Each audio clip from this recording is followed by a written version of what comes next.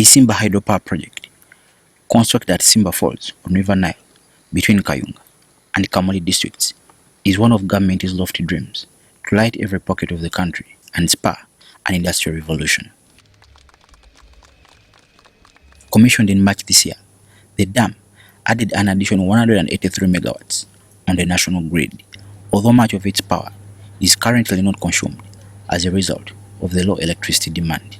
Excellency, the project design had envisaged a dam top road to be used as a public bridge linking Kamuli and Kayunga districts. But because of technical and security reasons, the road that had been constructed on the dam crest is to be used for only operations and maintenance works at the plant and will therefore not be used as a public road.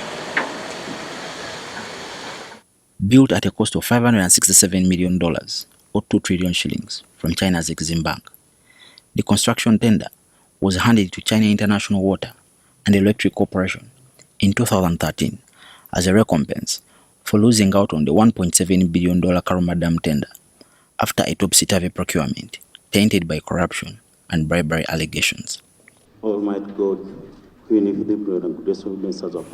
the last 2 weeks, a spectre from the past returned to haunt the project, with the Speaker of Parliament, Rebecca Kadaga, claiming that an astronomical 24 billion shillings meant for construction of a public access road bridge was pilfered by officials in the Ministry of Energy.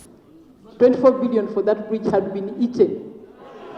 24. The claims made during plenary on November 13th followed a complaint by the Bunyole West MP, James Walswak. Contract for the Isimba Dam was supposed to have a bridge to connect Kamuli and Kayunga. And now, I think either what they call mafias have taken the money, the dam was commissioned, the bridge is not there. Currently, the two districts, separated by the River Nile, are connected by the Mbulamuti ferry that moves both passengers and cargo between the Bugobero landing site in Kayunga and the Izaniro landing site in Kamuli at various intervals of the day. The ferry, commissioned in 2014, provides a shorter and alternative route of roughly 5 minutes between the two districts in Buganda and the Busoga sub-regions, respectively. In July this year, at least 45 passengers aboard the ferry, operated by the Uganda National Roads Authority, survived death after the vessel got involved in an accident during late evening hours. While Kadaga did not disclose the names of the suspects, which she said had shared with President Museveni back in March, the matter has set tongues wagging and was on agenda during cabinet meeting on Monday. After briefing cabinet on the specifics of the matter, Energy Minister Irene Muloney on Tuesday, while addressing the media, dismissed the embezzlement claims. This angered the MPs more, who wanted to be addressed first before the media. The person who talked about the 24 billion, I have told you that I really have no idea about the 24 billion. We don't know about it. Muloney, flanked by UNRA officials, further indicated that a bridge meant to connect the two districts was constructed but to a substandard quality. On Wednesday, there was a heated debate about the matter, with MPs from both sides of the aisle rallying behind the Speaker, calling for an investigation and the suspects prosecuted. Let me confess that I think it is being built because of my insistence that you must comply with what was agreed in the contract. Otherwise, they were conveniently going to forget it, as they did for the bridge on the Narubare. There was supposed to be another bridge joining Uganda to Busoga. That was signed in 2013, reading in the same press saying that only completion has been of 20%. But then you go ahead to rubbish such critical information brought to the floor of this House. Minister giving us a position of the ministry or a position of cabinet, because what I read, it is the cabinet which came up with the position that the money was not stolen and that construction of this dam is at 20%. But what is the position of the ministry? The cabinet was not the one constructing this dam. This House demands that the minister comes with an elaborate report stating the status at which that bridge is. vis-a-vis the amount of money that was given? At what stage is it? Has it just been started simply because the House made an alarm? Kadaga still did not provide the names of the officials who purportedly stole the 24 billion shillings meant for the bridge, but hinted that there was a plot to kick out the Chinese contractor before the project is completed. And the purpose was to stop the corporation from working. I want the government to take an interest. Who was behind that? Who wanted them to leave the country? Who wanted them to leave before they could build the bridge? And this was even before the commissioning. They wanted them out before the commissioning. So, if the government is interested, this is part of the information.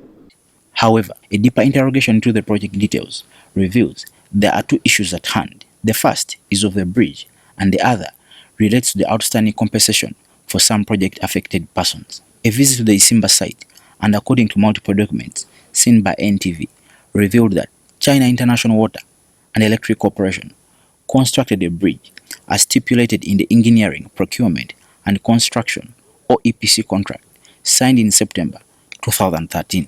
However, the one-lane road bridge atop the dam was rejected by officials in the Ministry of Energy and Uganda Electricity Generation Company on precautionary grounds and tasked the contractor to embark on a new one. Also, documents show that the bridge was rejected because the Uganda National Roads Authority did not have supervisory input as it was supposed to be. For example, in November 2016, China International Water and Electric Corporation submitted layout for the bridge to the owner's engineer. The consultants hired to ensure that the contractor adheres to technical and project specifications, and they were asked to seek approval from UNRA, but did not. Likewise, in January 2017, China International Water and Electric Corporation submitted documents relating to the road bridge, but was directed by the owner's engineer to seek UNRA's approval, which the firm did not comply with.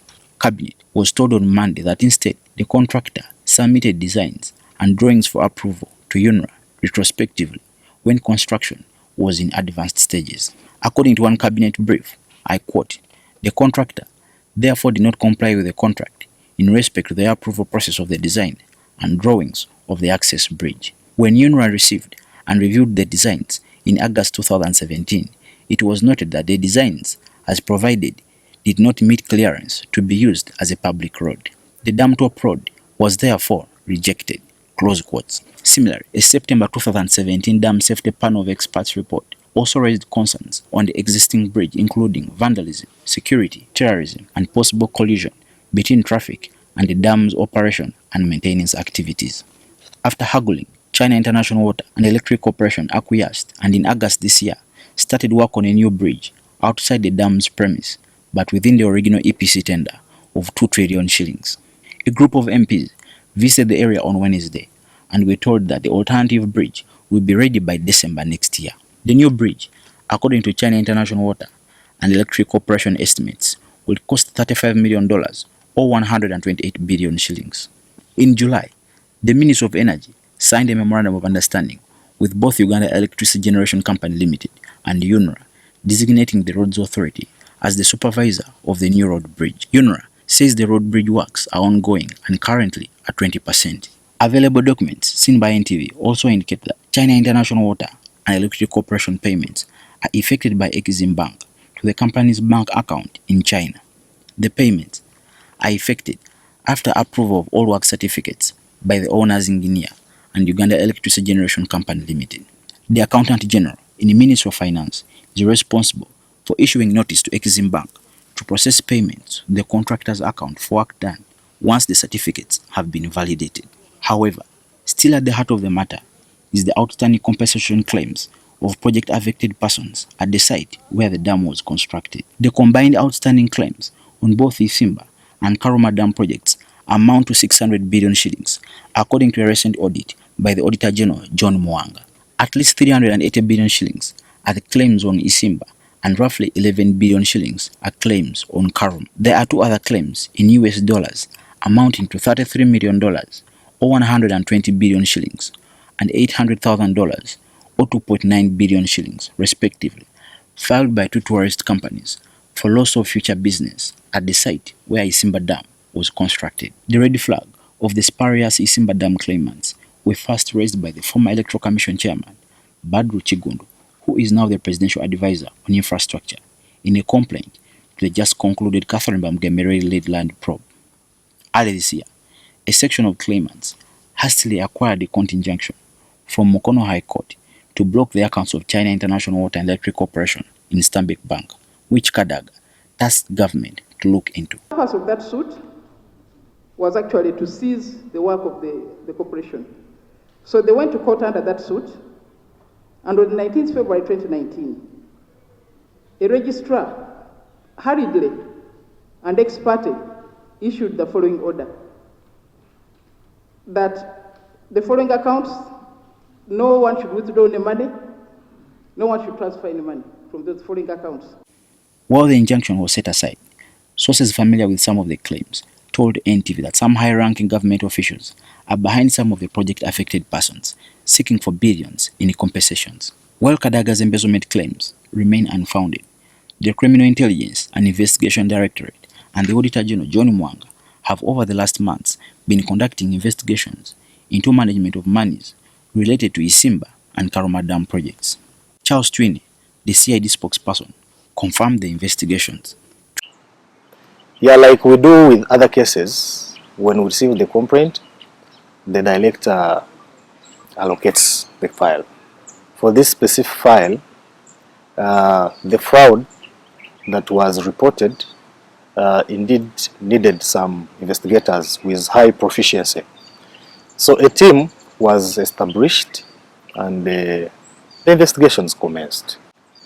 Apparently, we have done some substantial amount of investigations, but somehow, we realized that our investigations need to be enhanced by the technical people. So to that effect, we wrote the Office of Auditor General to undertake a comprehensive forensic audit. Twine revealed that they are putting final touches on the investigations report to establish whether criminal prosecution is warranted. Sanctioned the file, we shall have